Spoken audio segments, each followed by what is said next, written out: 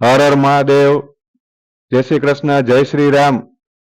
આજે આપણે વાજડી વડના જૂના ગામમાં વિધવા સહાયની જાણકારી માટે આપણે હરિભાઈ લઈને આવ્યા છીએ ઘરે।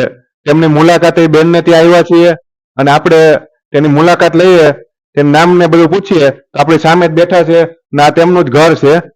તો તમારું નામ શું છે? મંજુબેન અમીરભાઈ લખમણભાઈ બાબરિયા વડવાજી। ક્યાં? વડવાજડી રહેવાનું?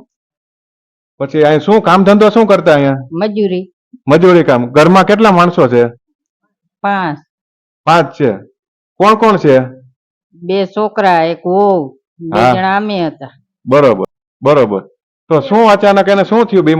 પેટનો દુખાવો હતો, એમાં ઓપરેશન કરાવ્યું હા, પથરીનું। પથરીનું? તો અહીંયા આપણે રાજકોટમાં બતાવ્યું હતું, મેટોડામાં, કે ક્યાં બતાવ્યું હતું? લઈ ગયા હતા?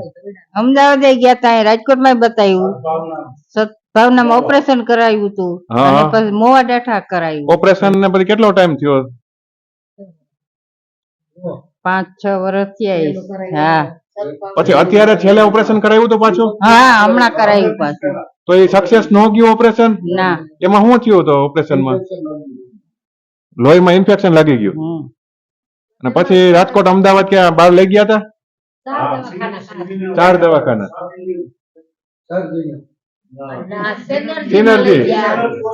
Synergy hospital? હા,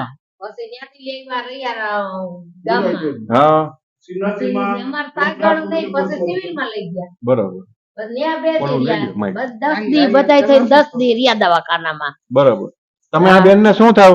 હું બેને સૌ જેઠાણી સૌ। એના જેઠાણી છો? હા, બરાબર। અહીંયા જ રહ્યો ગામમાં? અમે નવા ગામમાં રહી છીએ। બરોબર। પછી સારું ન થયું તોય? ના, 10 દી માથે બેઠા હા, અને હંધાય ઘરે સદસ્ય બધા ન્યા પણ હવે એની જિંદગી નહોતી। હા, એમાં જિંદગી ભગવાન પાસે આપણું તો કઈ હાલતું નથી। નહીં, છોકરા ને સાબરા બધા જો ન્યા હતા ને આજે અહીંયા જ સહી બધા। બરોબર। કેટલો ટાઈમ થયો આજે એક્સપાયર થઈ ગયા એને? આજે મરણ દાખલો ને એવું કઢાવી લીધું? મરણ દાખલો તો છે જ ઈ તો, અને પણ આ ના લઈ આવ્યા અમે, આ લઈ આવ્યા। હા, અમે લઈ આવ્યા ક્યાં સોમવારે। કાંઈ વાંધો નહીં। તો ડોક્યુમેન્ટ વિશે આપણે વાત કરીએ। વિધવા સહાય એના માટે નિસંકોચ કોઈ પણ જાણ કરી શકે છે। વિધવા સહાયની ફ્રી ઓફમાં કોઈ પણ બહેનોને ફોન કરવો અને બધી માહિતી ઘરે આવીને માહિતી આપશું, ફોર્મ ભરાવી દેશું અને ચાલુ પણ કરાવી દેશું। તો આ લગીની અમારી જવાબદારી। તો તેના માટે આજે બેનના ઘરે આવ્યા છીએ અને હવે એના ડોક્યુમેન્ટ વિશે વાત કરીએ આપણે। તો મરણનો દાખલો જોશે એમાં ડોક્યુમેન્ટમાં, અને એના દીકરાનો આવકનો દાખલો, પછી આપણે મંત્રી સાહેબ પાસે પુનઃ લગ્ન નથી કર્યા એનો દાખલો એ કઢાવવો જોશે, આંબો બનાવવો પડશે અને આનું ફોર્મ ભરવું પડશે। બરોબર?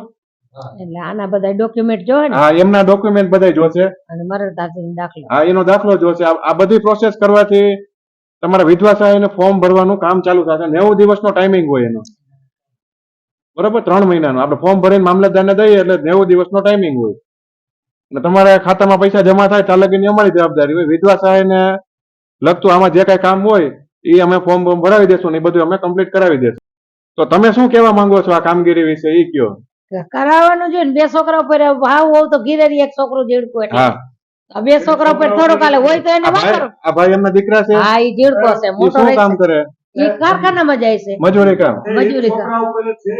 1 છોકરો જ રિક્ષા હાકે છે। હા, હા, 1 છોકરો જુદો છે? હા, હા, બરોબર। હા, એનું ઘર એ અલગ છે? હા, હા, હા, બરોબર। 1 છોકરો જ ભેગો છે? હા। બરોબર છે।